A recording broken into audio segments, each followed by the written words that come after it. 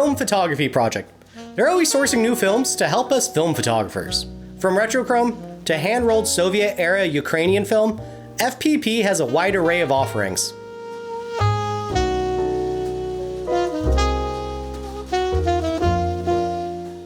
Over the last few years, FPP has started releasing new, but more likely repackaged black and white films under classic movie monster monikers. And today, we're going to be checking them all out. First up, Wolfman 100, a panchromatic black and white film. This film is actually sold under a different name, Cine 16 black and white negative 100, but it's only sold in 16mm. When it's cut to 35mm or 120 though, they sell it as Wolfman 100. So you know what film I'm shooting, but what camera did I decide to bring along? Well, I brought my Pentax 6.7 paired up with a 75mm f4.5 lens. Why the 75mm? Well, it's been ages since I used it, so I felt like I should dust it off. Also, we got 5 rolls of film to get through today, so I'm loading up a second camera right from the get-go. The second roll is going to be Jekyll Hyde 100. This comes from a Soviet-era Ukrainian film manufacturer known as Tasma. From what I read on FPP's website, they believe that this film was a motion picture film stock because it was made with a PET base instead of an acetate base. They also mentioned that this film stock suffers from light piping when exposed to light, even when it's in its canister. So it's recommended that this film stock is stored and loaded up in dark areas. Which I didn't do.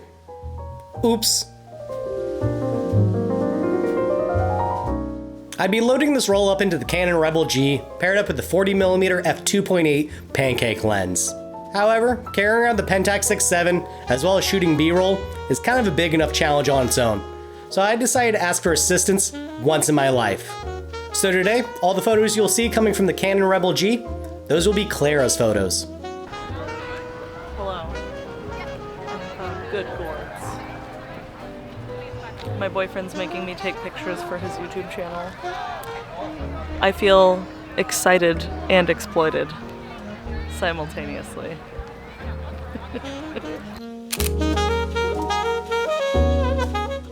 Please give her some praise, since I kind of forced her to help out.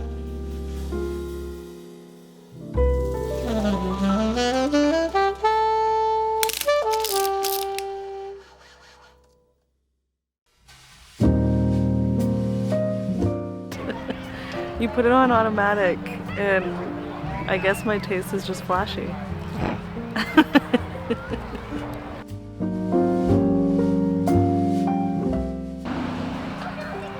Sully's seen some shit.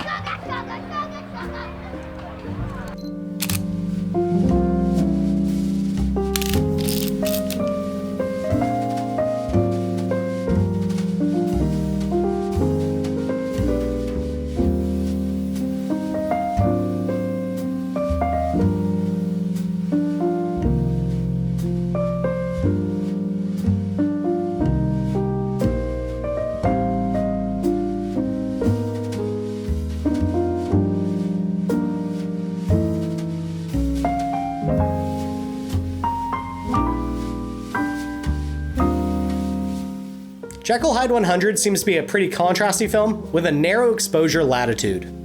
I don't think this is a bad thing, because the blacks become way more punchy and every photo becomes that much more impactful.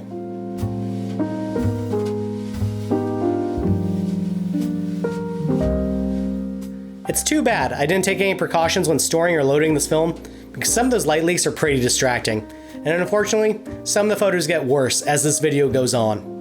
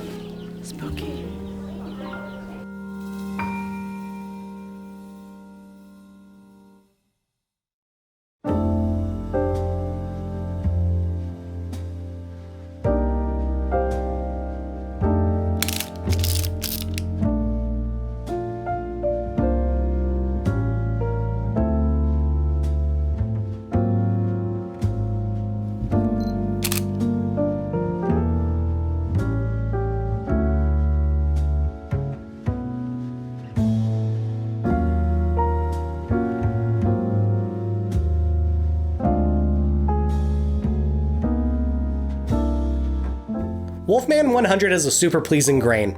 Kinda reminds me of TV static. Ah, I just gave away how old I am.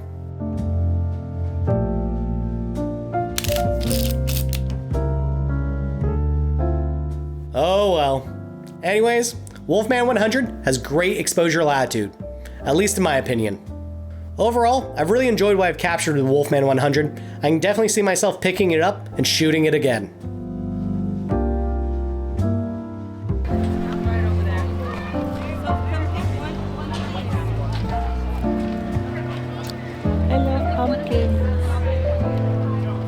I'm Pumpkin.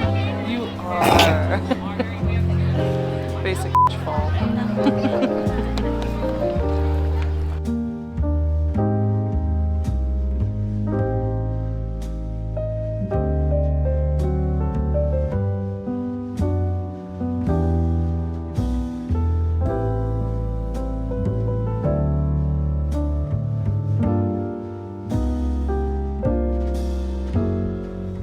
Well, those 10 shots went quickly, so it's time to load up another roll. Up next, we have Frankenberry 200. I mean Frankenstein 200.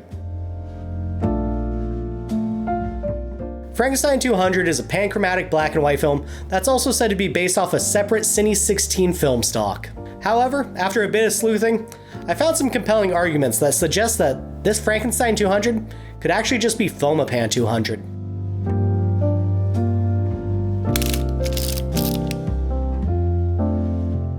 Whatever parts make up this abomination, you'll be happy to know that you can pick up Frankenstein 200 in 35mm, 120, as well as 4x5.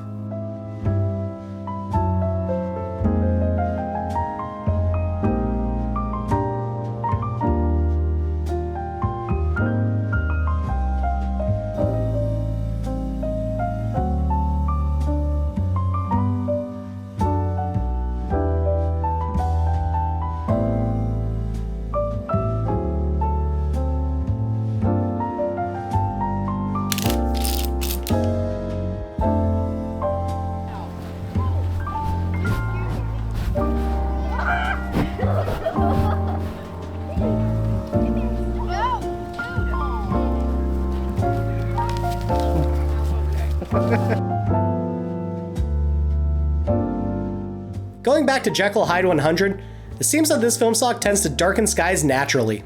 Just to clarify, once I scanned all my film, I went into Lightroom, converted my negs with Negative Lab Pro, sharpened each photo, and cropped them. I went in trying to do the most baseline edits to show what all these film stocks would look like normally.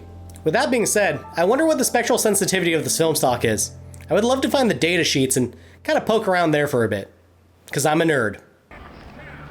Let's get pumpkin beer. No. Well, like, you know, beer near the pumpkins. Yes. Yeah. Let's go.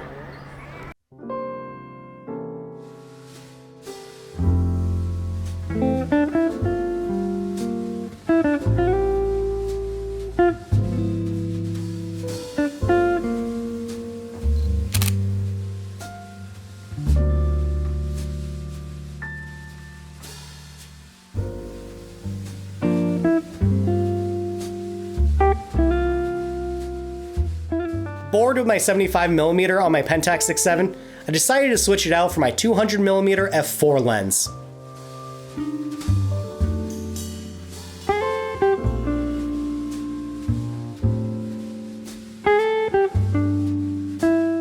I've had this lens for a few months now. It was supposed to make its grand debut in a different video, but that video is not done yet, so this video will have to do. Ah, it is only you. Allow me to light your way with my jack-o'-lantern head. Have you seen my real head lying around? I didn't think so. I wouldn't be caught dead in a dismal place like this.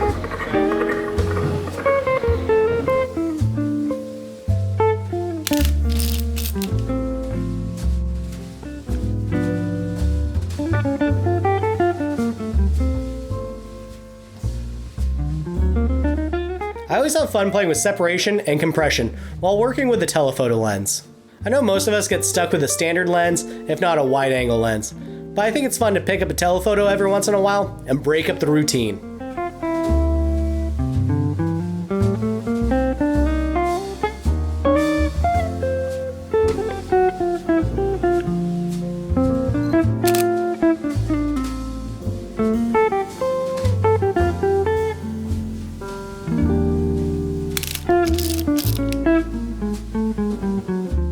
Well, I finished up the roll of Frankenstein 200, and to be honest, I do see the similarities with Fomapan. I don't mean this as a negative comment, because I used to actually shoot a bunch of Fomapan when I was starting out. I actually grew to love the look.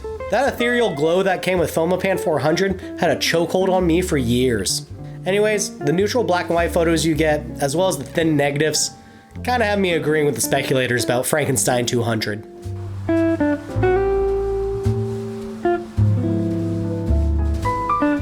Maze. Maze, maze, maze, maze, maze, maze, maze. It's a maze of maze. Is it like maize like corn or like maize like maize? That's what I'm saying. It's a maze of maze. Maze days. Maze days.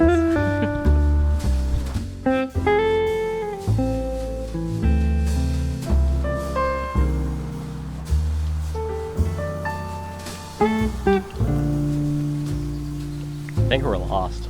We're gonna be trapped.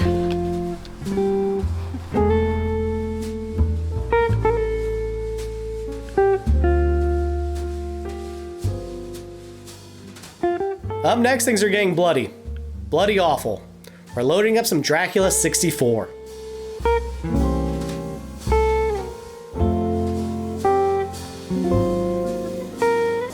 Dracula is a panchromatic black and white film with extended sensitivity up to 750 nanometers. If you're not a massive nerd like me, all this means is that this film stock can capture infrared light. I wanted to stretch this roll of film out, so I loaded it up into my Mamiya 645E so I can get 15 shots, which beats the Pentax 6.7's 10.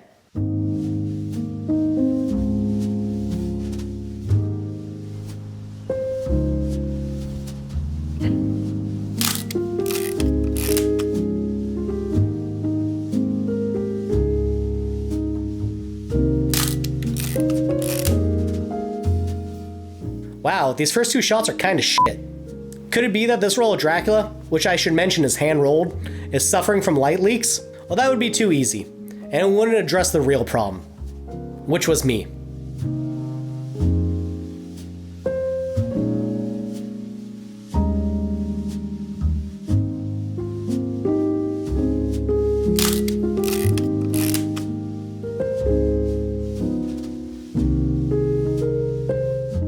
So this was my third outing with my Mamiya 645E. So to say the least, I'm still learning this camera. The reason why I bought this camera is because of its features, such as a built-in light meter and an aperture priority mode. Unfortunately, I'm a know-it-all, so when I bought this camera, I didn't bother reading any manuals.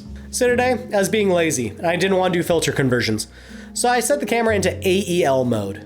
What is AEL mode? Well, it's not auto exposure leveraging, or whatever the hell I thought it was. It's auto exposure lock.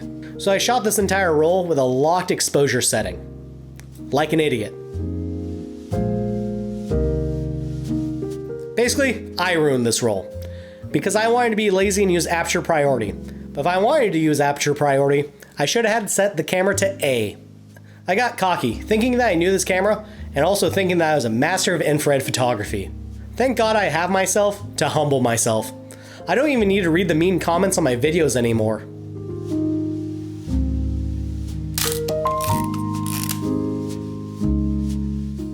Again, thinking I knew what I was doing, I even attempted to do some infrared trichromes with this film stock.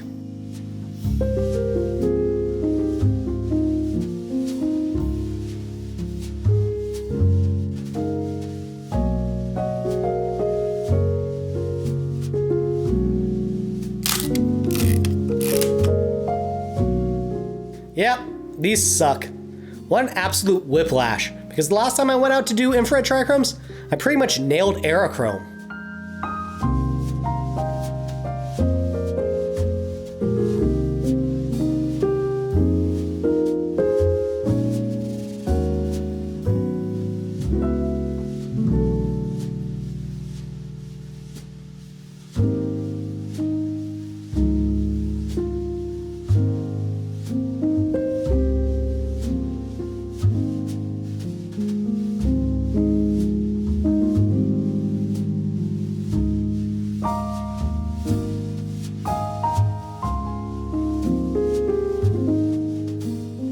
For my last photo of Dracula 64, I decided to double check to see if Clara was a vampire by seeing if I could see her through the mirror of my camera.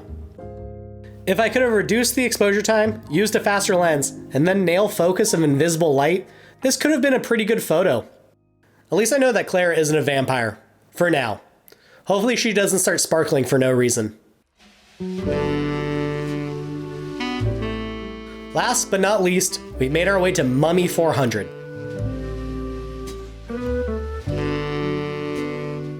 Mummy 400 is a panchromatic black and white film made on a triacetate base, which I definitely know what that means.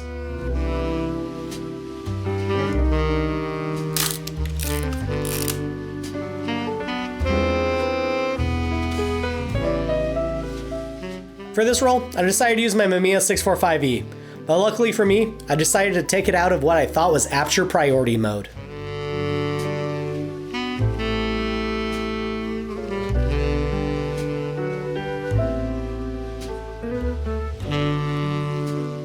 Funny enough, Mummy 400 actually reminds me of another 400 speed black and white film, Fomapan 400.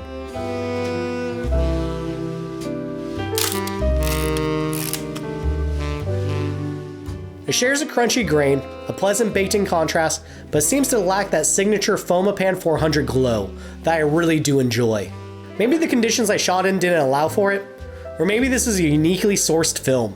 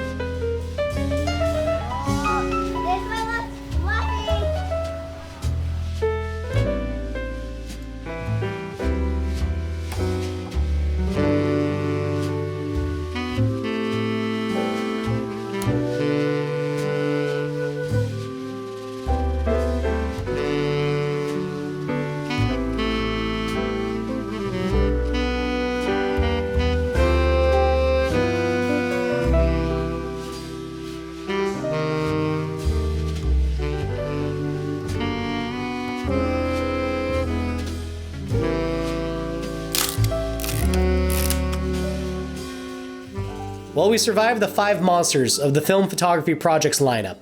Hopefully you found this video scary and informative, and maybe even swayed you to pick up a couple rolls of film. Sorry I ruined the roll of Dracula 64. If you'd like me to do a redemption video of this, let me know in the comments. Even though I'm already kind of thinking about doing that anyways. Well, thanks for sticking around for this video, even though my voice sounded like crap because I'm recovering from being sick. Happy Halloween. Go scare some kids.